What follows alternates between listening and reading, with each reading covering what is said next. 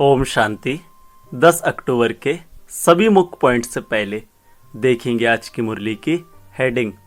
बाबा ने कहा, मीठे बच्चे उठते बैठते बुद्धि में ज्ञान उछलता रहे तो अपार खुशी में रहेंगे। आज की मुरली से 2 प्रश्न हैं। पहला, तुम बच्चों को किसके संग से बहुत बहुत संभाल करनी है? उत्तर है, जिनकी बुद्धि में बाप की याद नहीं ठहरती, बुद्धि इधर उधर भटकती रहती है, उनके संग से तुम्हें संभाल करनी है। उनके अंग से अंग भी नहीं लगना चाहिए, क्योंकि याद में ना रहने वाले वायुमंडल को खराब करते हैं। दूसरा प्रश्न सुनाया बाबा ने, मनुष्यों को पश्चाताप कब होगा? उत्तर है, जब उन्हें पता पड़ेगा कि इन्हें पढ़ाने वाला स्वयं भगवान है, तो उनका मुंह फीका पड़ जाएगा और पश्चाताप करेंगे कि हमने गफलत की, पढ़ाई नहीं पढ़ी। आज की मुरली से पहला मुख्य पॉइंट, याद के लिए कोई भी तकलीफ की बात नहीं है। बाप को याद करना, इसमें कोई तकलीफ नहीं है। यह क्लास है, इसलिए सिर्फ कायदे सिर बैठना होता है। तुम बाप के बच्चे बने हो, बच्चों की पालना हो रही है। कौन सी पालना? अविनाशी ज्ञान रत्नों का खजाना मिल रहा है। बाप को याद करने में कोई तकलीफ नहीं है, सिर्फ माया बुद्धि का योग तोड़ देती है। बाकी बैठो भल कैसे भी, उनसे कोई याद का ताल्लुक नहीं। बहुत बच्चे हठयोग से 3-4 घंटे बैठते हैं, सारी रात भी बैठ जाते हैं। आगे तुम्हारी तो थी भट्टी, वह बात और थी। वहां तुमको धंधा धोरी तो था नहीं, इसलिए यह सिखाया जाता था। अब बाप कहते हैं, तुम ग्रस्त व्यवहार में रहो, धंधा धोरी भी भल करो। कुछ भी काम काज करते बाप को याद करना है। आज की मुरली से दूसरा मुख्य पॉइंट, ऐसे भी नहीं कि अभी निरंतर तुम याद कर सकते हो। नहीं, इस अवस्था में टाइम लगता है। अभी निरंतर याद ठहर जाए, फिर तो कर्मातीत अवस्था हो जाए। बाप समझाते हैं, बच्चे ड्रामा के प्लान अनुसार अब बाकी थोड़ा समय है। सारा हिसाब भी बुद्धि में रहता है। कहते हैं, क्राइस्ट से 3000 वर्ष पहले भारत ही था, उनको स्वर्ग कहा जाता था। अभी उन्हों के 2000 वर्ष पूरे होते हैं। किसके? क्राइस्ट के। तो 2 और 3 मिला के कितने हो जाते हैं? 5000 वर्ष का हिसाब हो जाता है। आज की मुरली से तीसरा मुख्य पॉइंट, बाबा ने कहा, देखा जाता है तुम्हारा नाम सारा विलायत से ही निकलेगा, क्योंकि उन्हों की बुद्धि फिर भी भारतवासियों से तीखी है। भारत से पीस भी वह मांगते हैं। भारतवासियों ने ही लाखों वर्ष कहकर और सर्वव्यापी का ज्ञान देकर बुद्धि बिगाड़ दी है। तमो प्रधान बन गए हैं। वह इतने तमो प्रधान नहीं बने हैं। कौन? विदेश के लोग। उन्हों की बुद्धि तो बड़ी तीखी है। उन्हों का जब आवाज निकलेगा तब भारतवासी जागेंगे, क्योंकि भारतवासी एकदम घोर नींद में सोए हुए हैं। वह थोड़े सोए हुए हैं। उन्हों से आवाज अच्छा निकलेगा। विलायत से आए भी थे कि हमको कोई बतावे पीस कैसे हो सकती है। पीस अर्थात शांति, क्योंकि बाप भी भारत में ही आते हैं। यह बात तो तुम बच्चे ही बता सकते हो। दुनिया में फिर से वह पीस कब और कैसे होगी, तुम बच्चे तो जानते हो।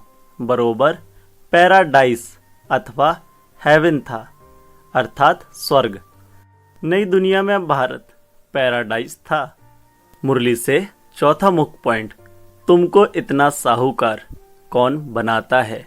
यहाँ तुम क्यों आए हो? बाबा ने कहा वर्षा पाने। अगर कोई की तंदुरुस्ती अच्छी है परंतु धन नहीं है तो धन बगैर क्या होगा। बैकुंठ में तो तुम्हारे पास धन रहता है, यहाँ जो जो साहूकार हैं उनको नशा रहता है, हमारे पास इतना धन है। यह है कारखाने आदि हैं, शरीर छोड़ा खल्लास। तुम तो जानते हो हमको बाबा 21 जन्मों के लिए इतना खजाना दे देते हैं।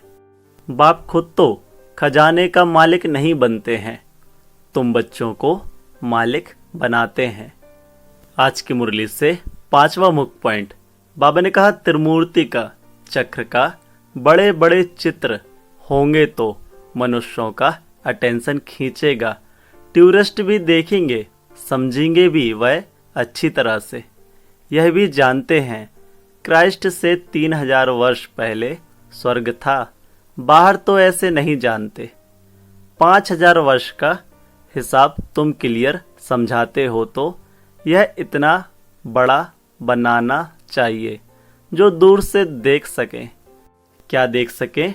सृष्टि चक्र और अक्षर भी पढ़ें, जिससे समझें कि दुनिया की अंत तो बरोबर है, बॉम्ब्स तो तैयार होते रहते हैं, नेचुरल क्लाइमेटीज भी होंगी। तुम विनाश का नाम सुनते हो तो अंदर में खुशी बहुत होनी चाहिए, परंतु ज्ञान ही नहीं होगा तो खुश भी हो न सके।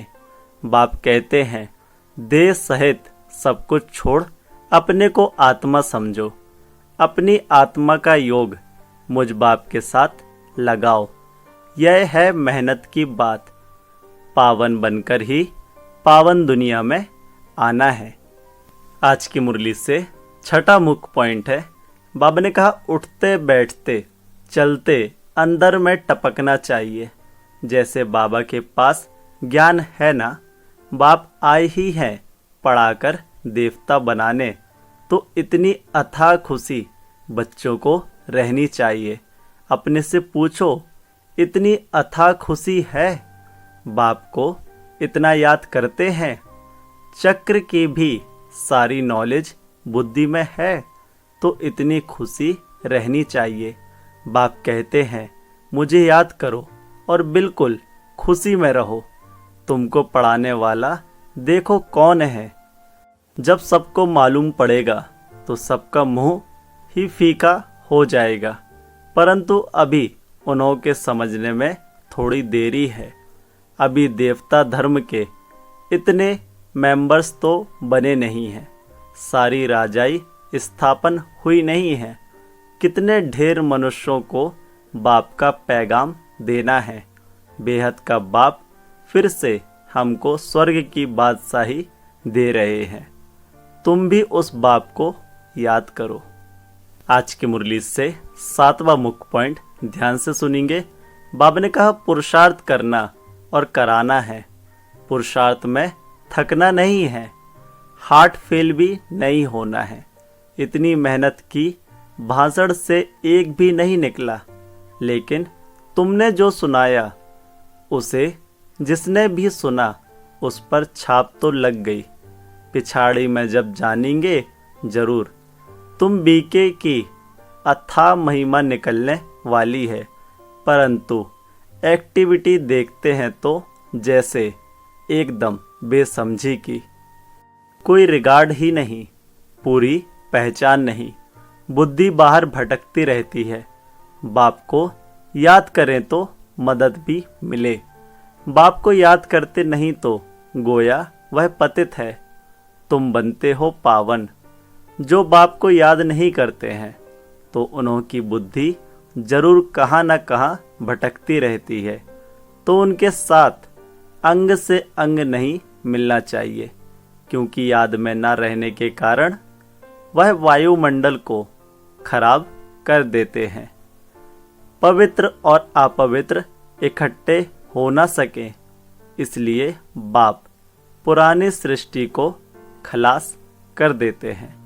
आज की मुरली से 8वां मुख्य पॉइंट, बाबा ने कहा यहाँ की कोई भी वस्तु से दिल नहीं लगानी है। इनको तो देखते हुए देखना नहीं है।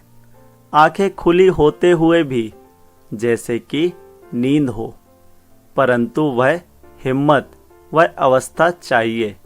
यह तो निश्चय है कि यह पुरानी दुनिया होगी ही नहीं।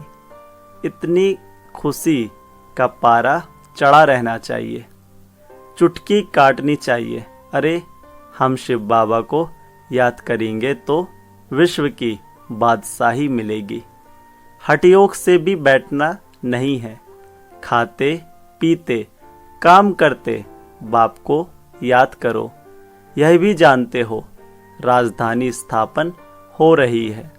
बाप थोड़े ही कहेंगे दासी बने, बाप तो कहेंगे पुरुषार्थ करो पावन बनने का। बाप पावन बनाने का पुरुषार्थ कराते हैं, तुम फिर पतित बनते हो। कितने झूठ पाप करते हो। हमेशा शिव बाबा को याद करो तो पाप सब स्वाहा हो जाएं। आज की मुरली से धारणा के लिए मुख्य सार। पहला, यहाँ की कोई भी वस्तु में दिल नहीं लगानी है। देखते हुए भी नहीं देखना है। आंखें खुली होते भी जैसे नींद का नशा रहता, ऐसी खुशी का नशा चढ़ा हुआ हो।